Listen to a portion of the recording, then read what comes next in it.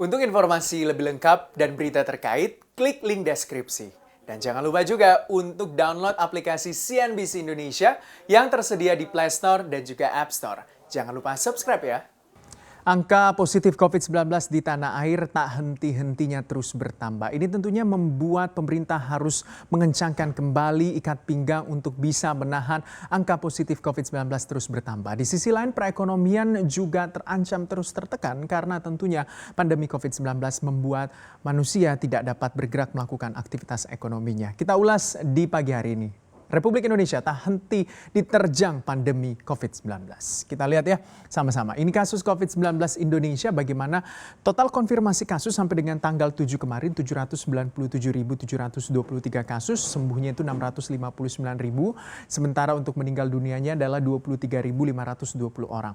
Nah, tapi dengan catatan di tanggal 7 kemarin itu kasus positif COVID-19 itu berada di angka 9 ribuan. Ini menjadi sebuah kasus rekor terbaru untuk COVID-19 di Indonesia karena angkanya itu setiap harinya terus bertambah. Mulai dari 6 ribu lalu naik ke 7 ribu, 8 ribu sampai kemarin itu di angka 9 ribuan kasus positif COVID-19. Ini tentunya harus diantisipasi oleh pemerintah karena walaupun juga kalau kita lihat angka kesembuhannya meningkat, tapi kan yang harus ditekan juga adalah angka kasus positifnya agar tidak terjadi pertumbuhan terus total konfirmasi kasus positif COVID-19 di Indonesia. DKI Jakarta masih menjadi kontributor utama yang menjadi penyumbang kasus positif COVID-19 teraktif paling banyak di tanah air pada 7 Januari 2021 kemarin. Kalau kita lihat DKI Jakarta kemarin 2.398 kasus, baru begitu ya disusul Jawa Barat, Jawa Tengah, Jawa Timur, dan yang paling bawah adalah Kalimantan Timur di 5 besar yang penyumbang kasus positif COVID-19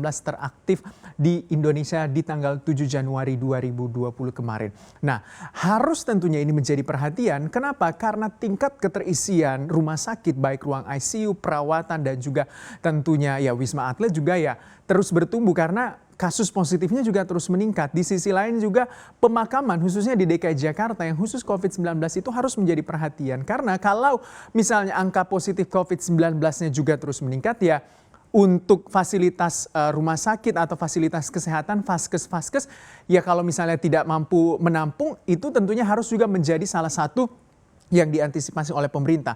Karena tingkat keterisian rumah sakit dan juga lahan pemakaman sangat tinggi di Indonesia. Khusus di DKI Jakarta, ini data per 2 Januari 2021 kalau kita lihat ya, DKI Jakarta itu 84,74% untuk angka tingkat keterisian rumah sakitnya. Sementara yang kedua bisa dikatakan adalah Banten 84,52%, di posisi ketiga adalah Daerah Istimewa Yogyakarta 83,36%, lalu Jawa Barat 79,77%, Jawa Tengah, Sulawesi Selatan dan Sulawesi Tengah 70,59%. Dengan artian untuk tingkat keterisian rumah sakit di Indonesia adalah rata-rata di atas 70%. Di sisi lain kalau angka ataupun jumlah pemakaman, keterisian lahan pemakaman khusus untuk COVID-19 itu sudah terisi 92,3%. Artinya ya hampir overload dikatakan ya. Nah, khusus untuk DKI Jakarta itu 92,3%. Bahkan pemerintah Provinsi DKI Jakarta itu harus menyiapkan lahan baru untuk pemakaman khusus COVID-19. Karena angkanya kalau kita lihat untuk total pemakaman umum saja di terakhir itu adalah 46.000 rentang Maret sampai dengan Januari 2021 itu Maret 2020 sampai Januari 2021 adalah 46.856. Sementara untuk pemakaman COVID-19 di DKI Jakarta adalah 10.894, rentangnya dari Maret 2020 sampai Januari 2021. Dengan artian ya kalau ini segera tidak diantisipasi atau ditanggulangi ya bisa dikatakan akan ada krisis lahan khusus pemakaman gitu atau lahan pemakaman khusus COVID-19 khususnya untuk wilayah DKI Jakarta. Nah, apa sebenarnya lagi yang miris sebenarnya ketika pandemi COVID-19 yang terjadi? Anda mungkin harus lebih bisa dikatakan lebih perhatian lah, lebih aware begitu, bukan cuma terhadap diri sendiri tetapi terhadap tenaga kesehatan yang sedang berjuang bekerja di rumah sakit karena sudah ada 237 dokter yang meninggal dunia akibat pandemi COVID-19 ini. 15 dokter gigi, 171 perawat, 69 bidan, 7 apoteker, 10 tenaga lab medis, 5 rekam radiologi, 2 terapis gigi, 2 sopir ambulans, 1 tenaga farmasi, sanitarian 1 dan elektromedik juga 1. Dengan artian 521 tenaga kerja, maksud kami tenaga kesehatan ya, 521 tenaga kesehatan gugur periode Maret 2020 sampai dengan Desember 2020. Tidakkah data ini sebenarnya menggugah hati kita semua untuk tetap bisa berada di rumah kalau misalnya tidak memiliki kepentingan agar tentunya pandemi COVID-19 ini bisa segera berakhir. Nah, tapi di sisi lain sebenarnya dengan melihat data-data yang begitu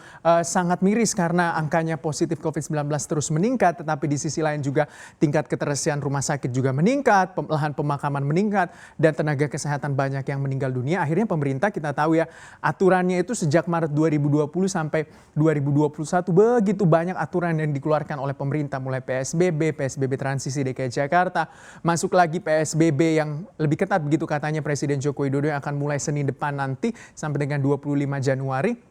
Nah, diberlakukanlah lagi khusus PSBB wilayah Jawa dan Bali. Karena kontributor penyumbang angka positif COVID-19 berada di Jawa dan Bali, makanya Jawa dan Bali mulai dilakukan lagi PSBB di pekan depan. Ada WFO atau work from office itu hanya boleh 25%, WFH-nya 75%, jadi kerja di rumah 75%, sekolah masih tetap online, konstruksi atau sektor konstruksi masih bisa bekerja 100%, rumah ibadah hanya boleh keterisiannya 50%, fasilitas umum tutup, mau olahraga dan segala macam itu harus tutup, lalu sektor kebutuhan pokok masih tetap bisa beroperasi 100%, operasional mall itu dibatasi sampai pukul 7 malam, restoran hanya juga bisa beroperasi 25%, dan juga kegiatan sosial budaya dihentikan, lalu pembatasan operasional transportasi umum. Artinya manusia ya kembali lagi dirumahkan atau dibatasi ruang geraknya. Nah, tapi sebenarnya cukup membingungkan kalau kita melihat begitu ya, apa yang menjadi yang dikeluarkan oleh pemerintah, bisa dikatakan policy atau aturan yang dikeluarkan pemerintah.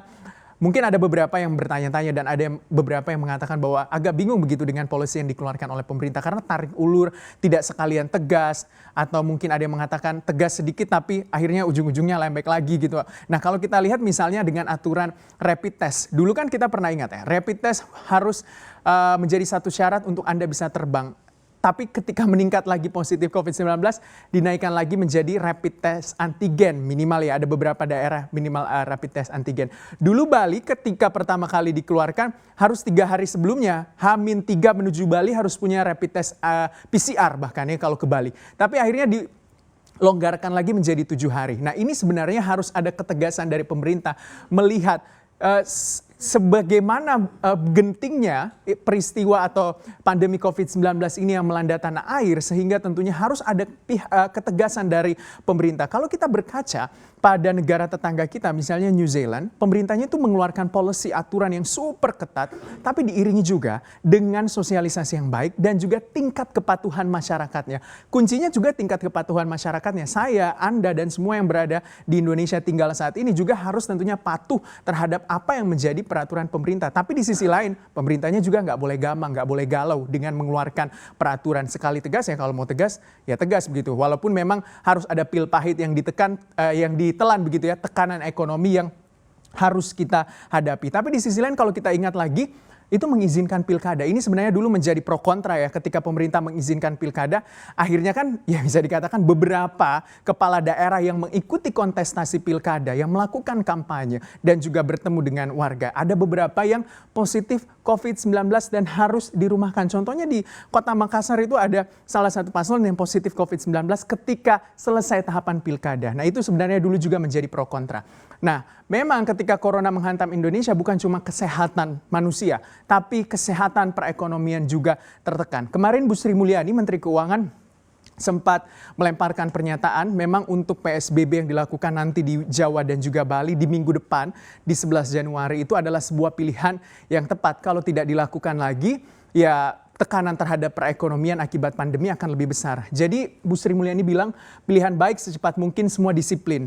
Tetap ya digarisbawahi, semua disiplin. Ada di rumah saja, WFH, beli makan take away, tidak dine in, terus juga dalam melakukan kegiatan tetap social distancing, jangan lupa pakai masker, cuci tangan, dan juga itu sangat membantu sehingga jangan sampai dampak ekonominya itu terlalu lama. Jadi semakin lama pandemi COVID-19 di Indonesia, semakin lama juga recovery ekonomi kita, bos ya. Karena kalau kita lihat sepanjang 2020, ini ada beberapa sektor yang sudah mengalami kerugian di tahun 2020, misalnya pusat perbelanjaan kayak mall dan segala macamnya. Kerugiannya itu 12,6 triliun rupiah di 2020.